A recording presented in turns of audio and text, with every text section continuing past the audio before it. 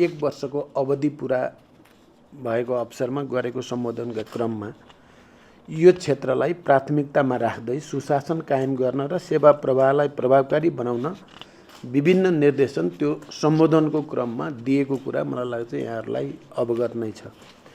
यस अवधिमा श्रम स्वीकृति र पुनः श्रम स्वीकृति प्रदान गर्ने कार्यलाई पूर्ण रूपमा अनलाइन गर्ने, श्रम स्वीकृतिको 2 वर्षे सीमालाई करार अवधि बमोजिम नै श्रम स्वीकृति दिने, विदेश स्थित नियोगबाटै पुनः श्रम स्वीकृति प्रदान गर्ने, टेलिमेडिसिन तथा कल सेन्टर सेवा उपलब्ध गराउने लगायतका केही कार्य त सम्पादन भए तर आम श्रमिकले अनुभूत हुने गरी सुधारका कार्य अझै सम्पन्न हुन सकेका छैनन्। मैले भनेको थिएँ कि उत्पादनशील रोजगारी, मर्यादित र सुरक्षित वैदेशिक श्रम आप्रवासन, विप्रेषणको सदुपयोग र फर्केपछि सिपको सदुपयोग सहितको गुणस्तरीय जीवनका लागि धेरै कार्य गर्न आवश्यक छ, जुन अबको विशेष प्राथमिकतामा रहनु पर्दछ। यस सन्दर्भमा म तत्काल गर्नुपर्ने केही महत्त्वपूर्ण कार्यहरू तपाईहरुको अगाडि उल्लेख गर्न चाहन्छु। श्रम, रोजगार तथा सामाजिक सुरक्षा मन्त्रालयको पहिलो प्राथमिकता आन्तरिक रोजगारी सृजना र मर्यादित रोजगारी केन्द्रित हुनुपर्दछ।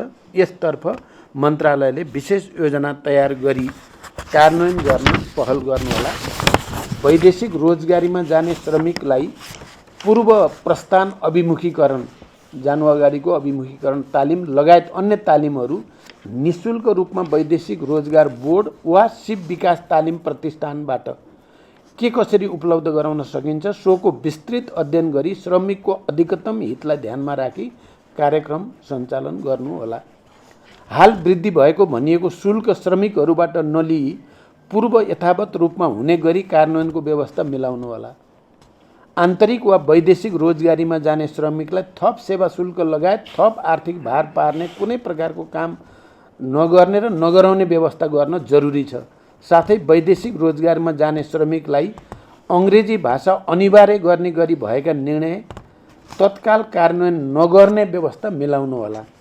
हालै वैदेशिक रोजगार बोर्ड र मलेसियाको foreign workers welfare management centre FWWMC बीच भएको वैदेशिक रोजगारका विषयमा भनिएको सम्झौतालाई पनि पर्याप्त गृह कार्य गरेपछि मात्रै कार्यान्वयन गर्ने गरी अहिलेलाई कार्यान्वयन रोकिदिनुहोला।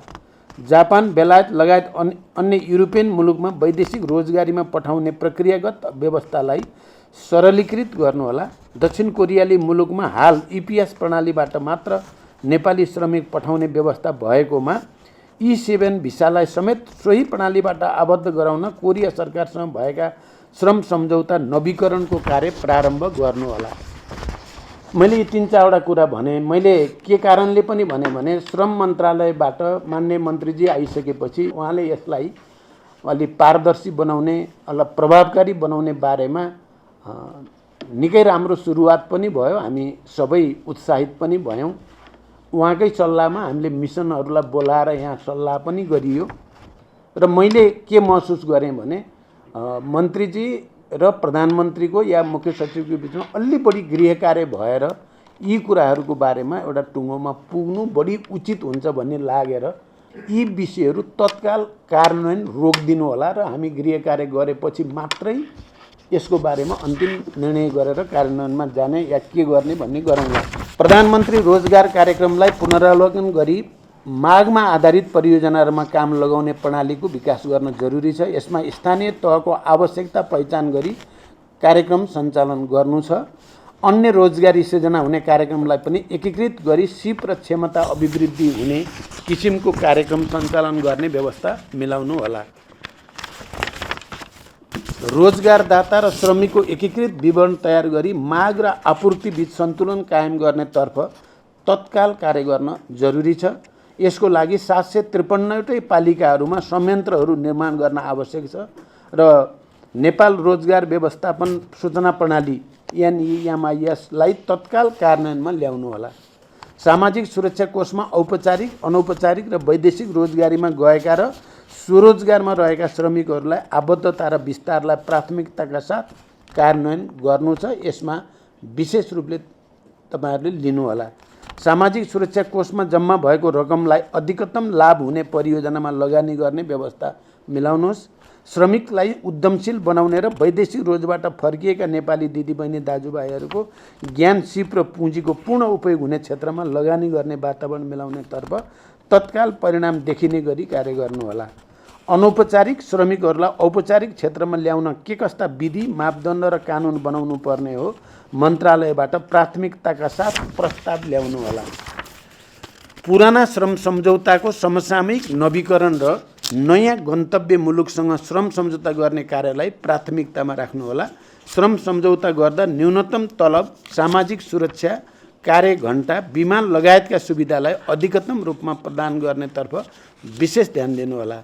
वैदेशिक रोजगार सूचना प्रणालीलाई अद्यावधिक गरी विदेश स्थित नियोग, रोजगारदाता श्रमिक र 753 स्थानीय तहको पहुँच हुने गरी विस्तार गर्न जरुरी छ। साथै पुनः श्रम स्वीकृति दिने कार्य 753 स्थानीय पालिकाबाट नै दिने व्यवस्था तत्काल मिलाउन पहल गर्नुहोला। कामको सिलसिलामा विदेशबाट चोटपटक वा अङ्गभङ्ग तथा घाइते बिरामीको उपचार तत्काल गराउने व्यवस्था मिलाउनुहोला। मृत्यु भएमा श्रमिकको शव समयमै परिवारसम्म ल्याउने व्यवस्थालाई प्राथमिकताका साथ सम्पादन गर्नुहोला। आन्तरिक वा वैदेशिक रोजगारीमा गएका श्रमिकहरूको मृत्यु दरमा कमी ल्याउन के गर्न सकिन्छ, यस्ता उपायको खोजी गरी तत्काल लागू गर्नुहोला। साथै वैदेशिक रोजगार ऐन 2064 पुरानो भएकाले यसलाई श्रमिक मैत्री हुने गरी आगामी हिउँदे अधिवेशनमा विधेयक पेश गर्ने गरी तयारी गर्नुहोला। आन्तरिक र वैदेशिक श्रम व्यवस्थापन अत्यन्त संवेदनशील विषय हो। यस क्षेत्रमा रहेको विकृति, जटिलता र विगतका घटनाले पनि यसलाई पुष्टि गर्दछन्। तसर्थ उत्पादनशील रोजगारी सृजना, मर्यादित र सुरक्षित श्रम आप्रवासन, सबैका लागि एकीकृत सामाजिक सुरक्षाको प्रत्याभूति, श्रमिकको हक हितको संरक्षण तथा जोखिम न्यूनीकरण विषयमा विशेष ध्यान दिई उल्लेखित विषयलाई तत्काल सुधारको कार्ययोजना तयार गरी ल्याउनुहोला। र यहाँ चाहिँ तपाईहरुले तयार पारेको जनतालाई मैले अहिले यो विभिन्न मन्त्रालयको ब्रिफिङ लिने क्रममा, किनभने 1 वर्ष पुगेपछि तत्काल जनताले अब सरकारले आफ्नो कार्यशैली पनि बदल्दैछ, जनतालाई सेवा दिने कुरालाई उच्च प्राथमिकतामा राखेको छ। तत्काल केही चिज देखिने गरी जनताले महसुस गर्ने गरी गर्ने कामहरूको पनि लिस्ट बनाउनु पर्यो। मध्यकालीन पनि र दीर्घकालीन रूपमा हामी यसरी गर्छौँ भन्ने कुराको पनि देखिनु पर्यो भनेको हुनाले तपाईहरुले पनि तत्काल जनतालाई परिणाम देखिने गरी यो चाहिँ श्रम मन्त्रालयबाट राम्रो भयो भन्ने पनि देखिनु पर्यो र मध्यकालीन र दीर्घकालीन रूपमा हाम्रो रणनीति कस्तो हुने भन्ने कुरा पनि गर्नु पर्यो।